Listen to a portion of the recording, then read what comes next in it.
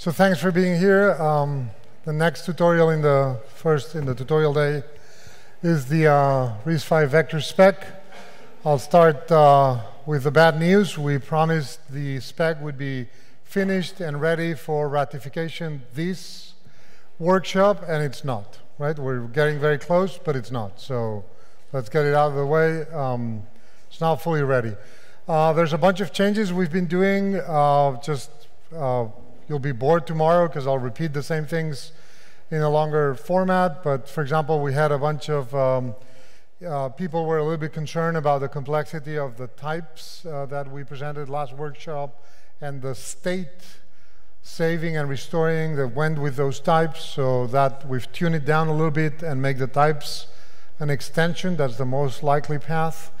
We've looking right now at an encoding that can fit using the minimum number of major opcodes, and it looks like we could be 0. That would be really nice. That's going to come with some compromises on scalar options, so, you know, vector, scalar, scalar, scalar, things like that. We've been working really hard. Myself, very interested in having some way of overlaying vector and scalars, really floating point register storage and scalars. That's probably not going to be into the spec, but we're a lot closer. So I guess I hit the green button and this thing works. Yep. Okay, so let's just get down to it. So let's start with the tutorial. And this is really, I see lots of familiar faces that you guys should be walking around the city, but this is really meant for people that have never seen this. So apologies if you're a little bit bored at the beginning. But so why a vector extension? If you've never encountered a vector extension, if you have, then you know all these points. But basically, by having one instruction do lots of works, you get 3 things in one. You get code density for those in the embedded space. That's very important. You get work per instruction, almost by definition, increase. So you decode one instruction, you fetch it from the iCache, you run it through your fetch buffers, you decode it, and you look at it and say, oh wow, this thing wants me to do 28 floating point adds. That's great. You just decoded once to get 28 floating point adds done, right? So that's really power. Also, for the high-performance guys, now that you have this instruction, this thing that tells you, go do 28 floating point adds, well, you can build a data path and put 28 floating point adders if that's what you want or what your market requires. So that's the other thing that gives you, right? So you as the architect can choose the balance for your market. Do I want to do just very small implementation, but I want to take one instruction and do these 28 floating point adds one after the other, slowly but saving a lot of power? Or do I want to take those 28 and do 14 and 14 in 2 clocks and move on with life? That's your choice, and that's what you have to do for your market and choose the right balance for your machine, right? In particular, in the middle, what does our RISC-V vector extension? It's relatively small, very natural fit with the memory ordering that you've had in the previous tutorial. Does have mask, scalar, vector, and matrix. Matrix will come as an extension later, so we're trying to close the base, and we didn't, but we'll get scalar later. You can have type registers. Again, this is new. We've made it an extension.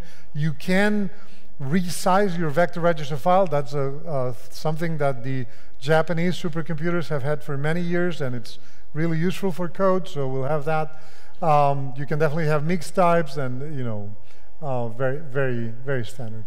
And we really hope that you listening and the people building RISC-V processors will find useful this extension and really build a lots of products with it.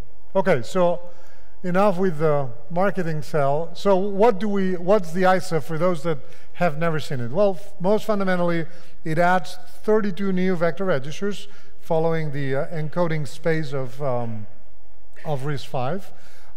Each vector register can really hold 3 types of data. The normal one you would expect is a vector. We'll call it a vector extension. Obviously, it holds vectors. But as special cases, it can also hold one piece of data, a scalar, or you later will have an extension that says that that vector can be looked at as a 2D matrix. So if there's, some number of storage, you can turn it into a matrix.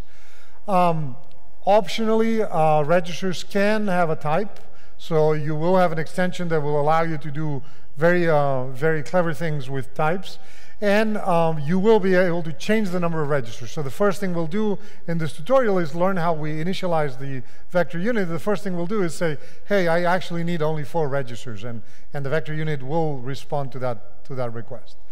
All instructions are controlled by a new register called a vector length register. This is a critical register. Everything you do, every vector instruction will only operate on the number of elements indicated by the register VL. VL is a new register that you as the programmer can set, and you just, you can change it to even to 0, to 10, to 29. There's a maximum in your implementation, and that's an implementation-defined number, but you can change it. All instructions can be executed under mask, so it can be fully predicated. For those of you that want to do that, we've said that. And pretty much no surprises. Every instruction in the base is going to be in the vector, plus just a few handful more that are useful. Okay, so let's take a picture's worth 1,000 words. This is an example. So we got, what's the new state? We have 32 registers, V0 through V31. Each register contains a number of objects. We use the word element because when you get these new dimensions into registers, we have the data type. Is it a byte? Is it an unsigned byte? Is it a half word? Is it a single? Is it a double? That's one thing. The other thing is how many of these objects are in my register. In my example, I'm showing that each vector register has 8 elements. We don't know yet what they are, how many bits they are. Well, you do because you're reading there 32 bits, but we haven't said how we specify that. And you have 8 elements. One critical thing of this ISA that's, for those of you that have been programming on pack SIMD ISAs and doing Intel's packs and unpacks, shuffle bytes, permutes, one critical thing here is that all the vectors always have the same elements. So if the top vector holds floating point 16 data, and all the rest ones hold floating point 32 data, they still all have 8 elements. Which means that some of you are going to now feel uncomfortable because, oh wait, do you mean you're weighting half of those blue boxes on the FP16? Yes, right? We just give it away for ease of programmability. It's going to be much, much simpler compiler target to do that at the cost of a little loss space. Now, if you made everything floating point 16, there's no reason for you to waste a single bit, so don't worry, right? I don't want my words to register as, oh, he said that the floating point 16 is less efficient. That's not what I said. If you make everything floating point 16, you'll get a fully efficient machine. If you mix types, then there might be, in some situations, a little bit loss of storage, right? Okay, that's the fundamental state, the big one. And then we have some control states. So there's the VL register, which is going to be xlen in size. And then some control registers, we'll go through them that, we haven't decided yet exactly under which this will be really fields of a CSR. And we haven't really closed if it's going to be all in one field, all in one CSR or not. And we're going to add a saturation flag for fixed point to a floating point control status register. And also, very important, the floating point, when you're doing floating point, the floating point flags generated by the vector instructions just merge onto the existing floating point flag. So there's no new flags. You just, you have any type of exception, they go there. Okay, so let's start with the very most simple thing that you could do, adding 2 vector registers. We've seen the state. So what does a vector instruction look like? So I like floating points, so I always use floating point examples. As vector floating at dot single. V0 is the destination, V1 is your one source, and V2 is the other source. And the semantics are written there in pseudo C. What you'll do is for every element of the vector, remember in the example we have 8 elements, and here also we have 8 elements, from 0 to VL, and VL is a register that you guys can set. So in my example, in colors, VL has been set to 5. We don't know why, we just don't care. And this thing says we're going to add element 0, 1, 2, 3, and 4. The first 5 elements of the vector will get added together, V0, V1 with V2, will produce a result that will go into V0. And the second loop says, and by the way, you'll zero out the register from that VL point to the end, right? If there's someone old enough like me to have worked on a Cray or worked with a Cray, you know you could play games by making VL long and then making it short, and the data was preserved in those registers. We've made a conscious choice not to do that, so that out-of-order implementations are easy and possible. That thing was actually cool, and it had lots of little tricks that you could play, but making an out-of-order out of that is really difficult. And we want to have the ISA be useful for a lot of people. In particular, when VL is 0, which is a bit odd, but it's possible, all the registers is clear. Okay. I don't know if people were taking questions. So how is this executed? I'll insist on this point at the risk of taking time. That's a countdown, right? Yes. Okay. So you, as I said at the intro, right, you have to do 5 things. You've received this vector floating point add.s, and you have to do 1, 2, 3, 4, 5 additions. And how are you going to execute this? It's entirely up to you, the microarchitect or the architect of the chip. You could say, you know, in my chip, I've decided to put 2 floating point FMA units or 2 floating point adders. So how am I going to execute 5 things if I only have 2 floating point adders? Well, you'll time multiplex them, right? On the first clock, you'll do the A plus I and B plus J, right? On the second clock, you'll do the next 2. And on the third clock, you'll do only one of them.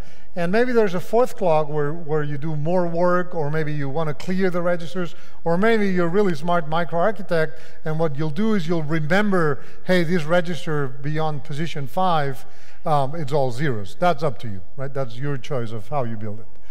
Now, another person in the room could say, well, that's not enough performance for me. I want to build it.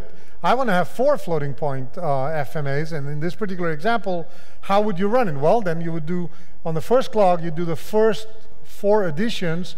By the way, in fact, you could do them in any order you like. This is a order that I'm proposing to you, but do it in any order you want. And on the second clock, you only have one thing to do, and maybe you take the opportunity to write those zeros in the orange boxes there, right? So that's up to you. And those of you that come from a SIMD world and say, oh, but SIMD is different than vector. No, it's not. You shouldn't repeat those things. It's just a particular corner case of vector. So what's SIMD? SIMD is a machine where you say, well, my vector length is 8. So obviously, if you're a SIMD person, if your vector length is 8, you can hold 8 floating point numbers. You're going to build 8 FMAs. And that's the thing you would build. And you would say, of course, I'm a SIMD guy. My vector instruction takes exactly 1 clock to finish. Fine. You can do it. No problem. The same ISA supports the people that want to do this is a spatial implementation. Everything gets done in 1 clock over a long array of computation units. Or on the left is a temporal implementation. You take multiple clocks to finish the instruction. And there are good things on all the endpoints, and each one of you will choose what's best for your market, right? But I would like to avoid a debate that I've suffered all my life, that, oh, vectors and SIMD are different. It's one of those things that it's unbelievable that happens. Anyway, so within the same ISA, you guys build it any way you want, and you can go from all the way SIMD to all the way temporal.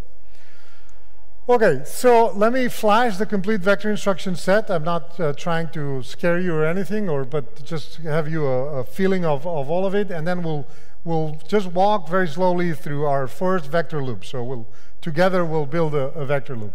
So for vector loads, we got the usual suspects. If you know the RISC-V ASA, you'll recognize the opcodes in the first line: load byte unsigned, half, yada yada yada, and I colored in orange the floating point just for, probably that orange doesn't look really good from far away, but and what's important is that we have 3 types of vector loads: load striated, and load indexed. And it's likely we'll add a 4th where we just load exactly 1 element. That's going to just help us encode things a little bit better. So be ready for new surprises. And we got the exact same set of vector stores. The reason why you see a lot fewer types on stores than on loads is that on stores you just take the bits and shove them into memory. There's no sign extension, zero extension, or NAND boxing or anything like that. So that's why the stores luckily have fewer types. So we'll talk about this in a second. We have the usual set of integer instructions. You should recognize all of them are familiar names from the RISC-V ISA, except this fixed point support down here in the clip that I won't get too much into it today. Tomorrow I'll have a slide on clip because it's kind of new and we haven't talked about it. For floating point, same thing. I don't think you would be surprised. Add, sub, mul, diff. I mean, it's really the basic instruction set. Class, square root, equal. So nothing. Every instruction in the base gets an opcode in the new one. And yes, of course, we do have multiply add, and a couple new things on the widening adds and widening subtracts. One thing I failed to mention on floating point is you see there's a new data type half for floating point 16. That's going to come mandatory with the vector extension. You've noticed that on RISC-V there's no floating point 16, and really a little bit the intention is if you're doing floating point, there's always someone that says, no, I want to do scalar floating point 16.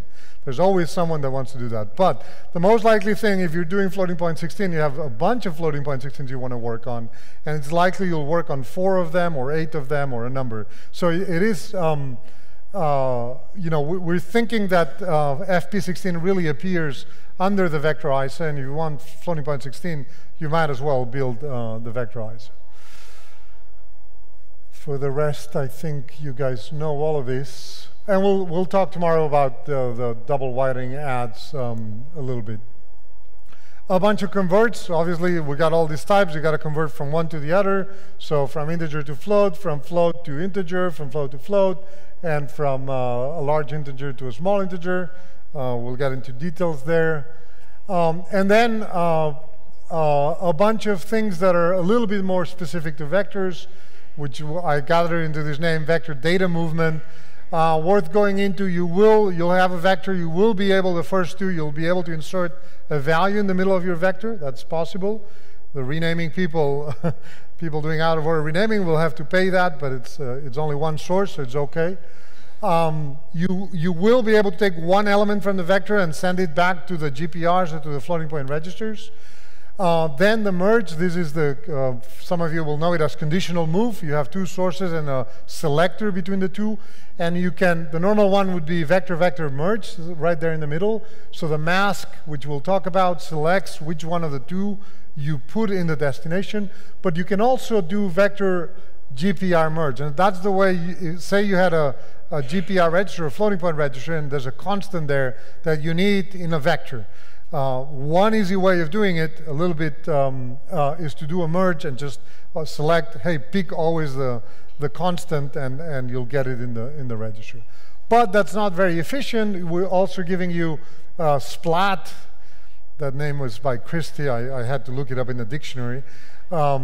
I would call it broadcast, but anyway, it's a splat instruction that takes the value and just fills up your vector with one value. And that actually is a good opcode because you will be able to build microarchitecture things on top of it. You'll be able to say, instead of actually doing the work, I'll just put the value in position 0 and I'll remember that all the vectors should have the same value, right? And also slide down and slide up will allow you to take a vector and actually sort of move it towards the bottom and towards the top. And that's really useful for reductions. And finally, a few simple vector mask operations. These really work on bits of the mask. We'll talk about the mask a little bit later, but just to give you a flavor. And so that, if you leave now, because the room is a bit too hot, then at least you've seen all the instructions and we're good, right? Okay, so let's, this being a tutorial, let's just vectorize a really, really simple loop using RISC-V vectorize, right? And that's the loop we want to vectorize. We want to have a float, we have a vector with some bizarre number of elements so that it's not a nice power of 2, and we see how that works. And we want to add the constant a to the vector. That's very simple, and maybe I have a C bug Hopefully someone will tell me if there's any bug here. But so what do we need to translate this into RISC-V vector? Well, these are the 7 things we'll go through. We have to, first of all, initialize a vector unit. So the first concept is that the vector unit does have a lot of state, and we want to help operating systems not to have to save and restore that state if nobody has been using the vector unit. So there is the notion of the unit is enabled and disabled, and if the unit is disabled, the operating system will come in and say, oh, nothing to be saved, fantastic.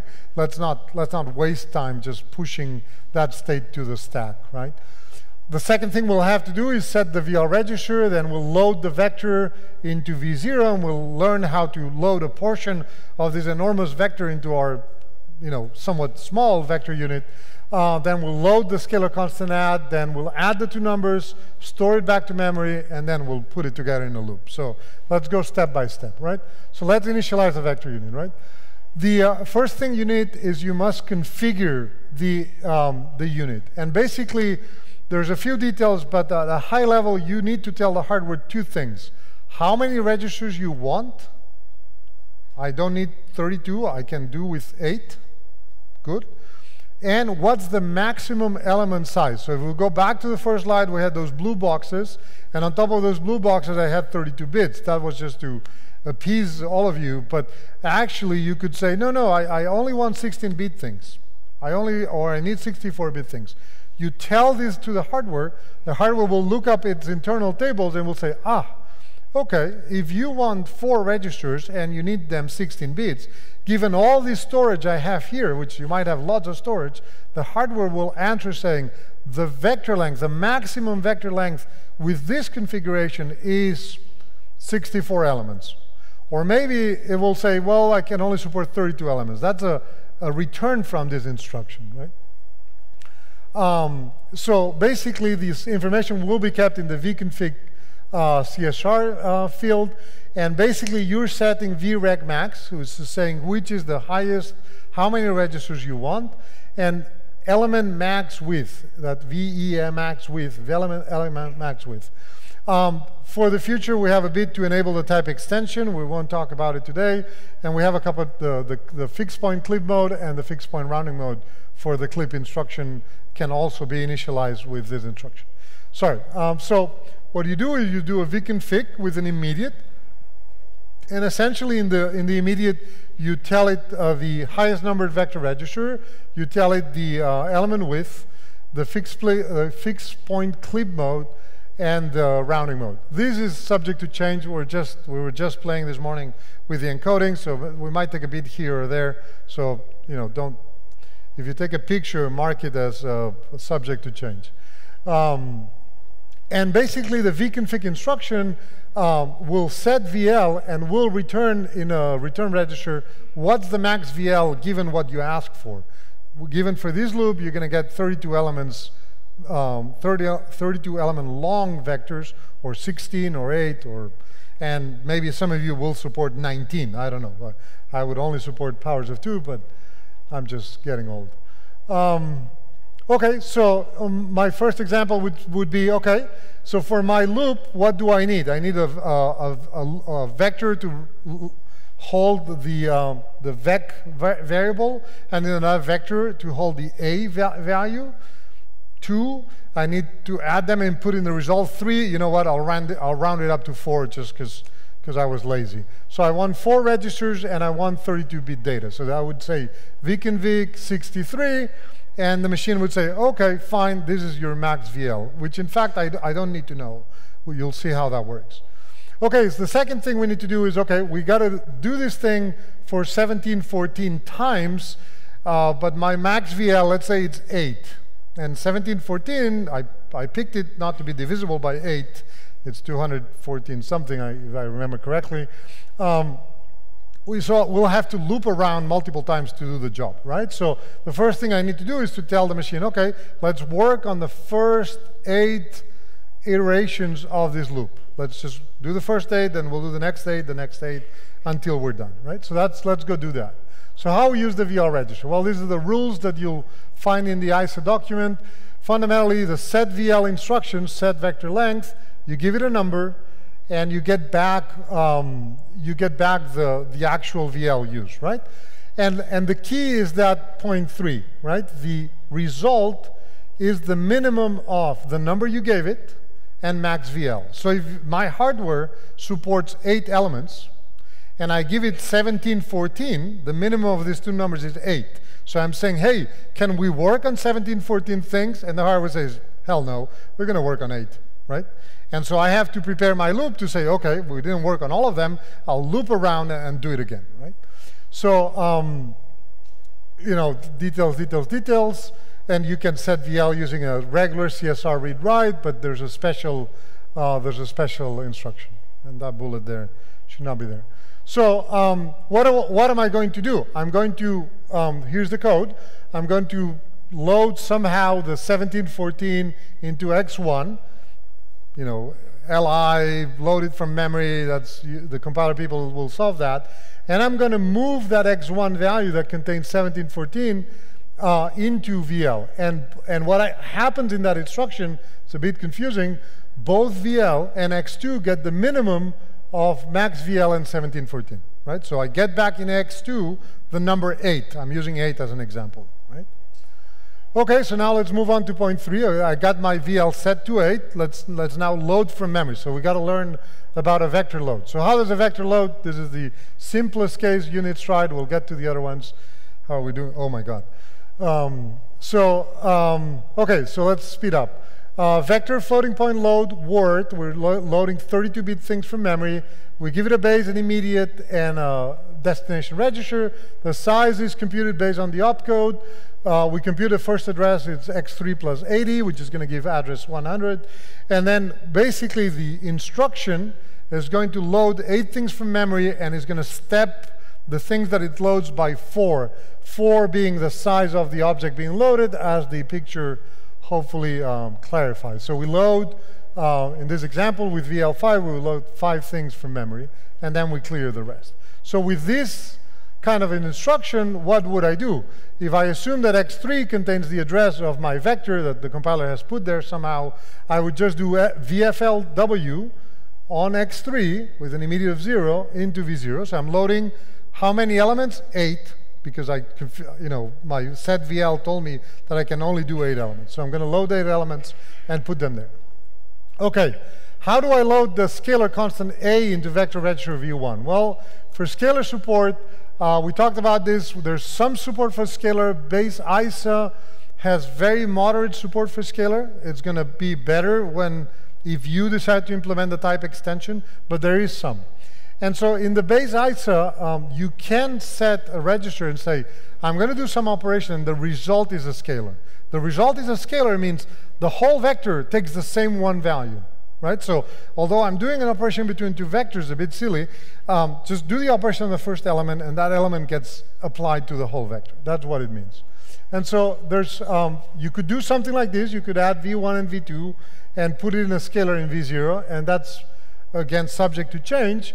Or you could do, there's a couple sequences that I could show you. You could do an VFLD single, the first S is for single, into v2.scalar, that .s there in the encoding says, hey, I'm loading one thing from memory, not a vector. I'm so loading exactly one thing from memory, and you just copy it over all the register, right?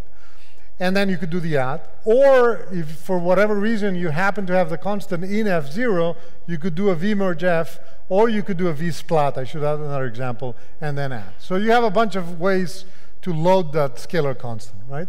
So I'm just going to use the easy one, the one with fewest lines, the FLD onto a scalar value.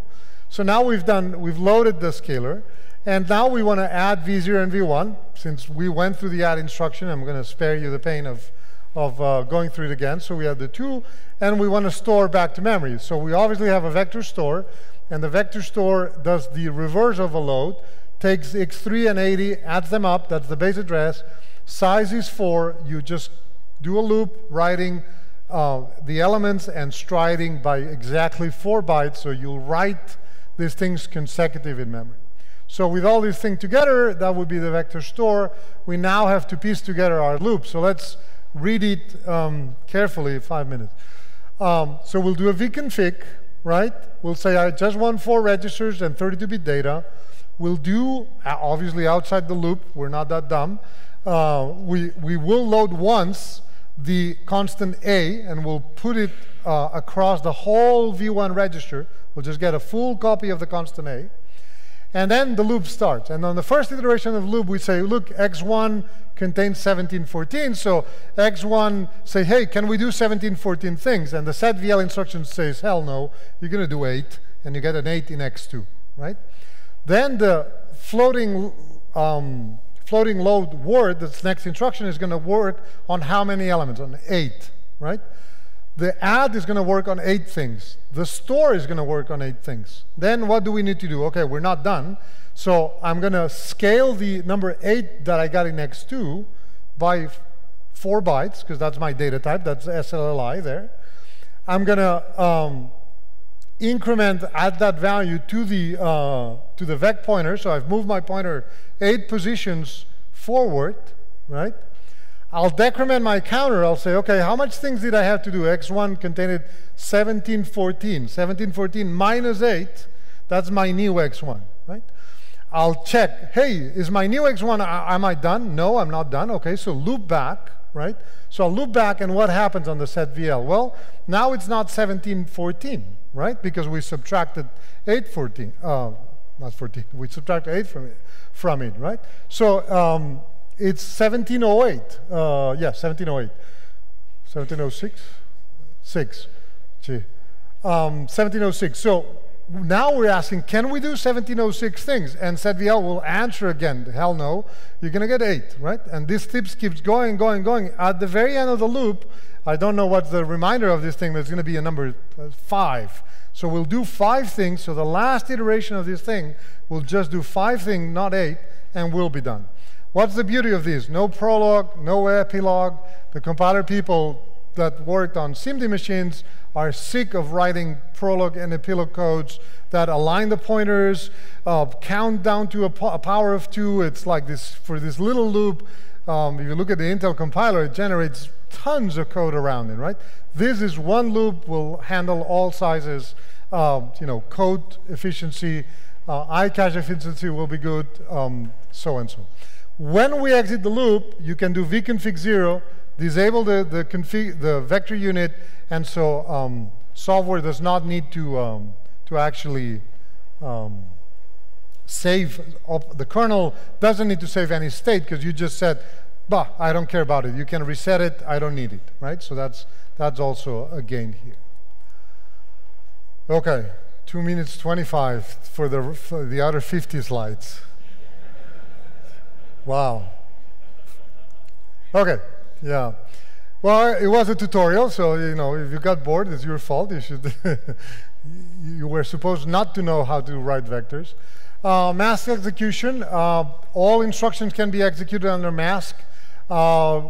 Today we have 2 bits in the encoding. We're thinking to cram it into a single. No new major opcodes will go down to 1. So this slide subject to change very soon. And how does masking work? Effectively, vector 0, right? V0 is a bit special. The lowest bit of each element of V0 is the mask. So whatever you write in V0, coming from memory, from a computation, from floating point, we don't care. The low bit of those elements is your mask. And you can use it if you want. Obviously, if you set that register V0 to the result of V equal or V lower than, then you're going to be good, right? So let's read the code. What it says is that when you execute under V0.t, it means I want to execute when the low bit of V0 is a 1, right? And look at the code. It says, look, if the LSB of V0 is 1, then I'll do the operation. Otherwise, I'll just put a 0. And if you look at the picture what it's saying is saying, you do the adds, or you don't if you want to save power. That's not the problem. That's your implementation choice. You do the adds, and these are the mask bits. These are the LSBs. Oops, there's a bug there. Should say V0. And this guy is knocking out this result. It's saying, no, I don't want this add. This add should not happen, should not raise exceptions, should not have any problems. Don't give me any information about this add. It's as if it never happened. Whether you guys actually run it through your FMA and burn power or not, that's your problem, right? And so this thing will produce a 0. Whereas these next 3 guys, because the mask is set to 1, they'll actually work. The last guy will do a 0, and from VL to the end, we'll get zeros for another reason, because it's from VL to the end, right? Okay, so come tomorrow for the second part. It'll be a bit of a repeat, but I'll try to squeeze in the new things that I didn't get to talk today. Thank you very much.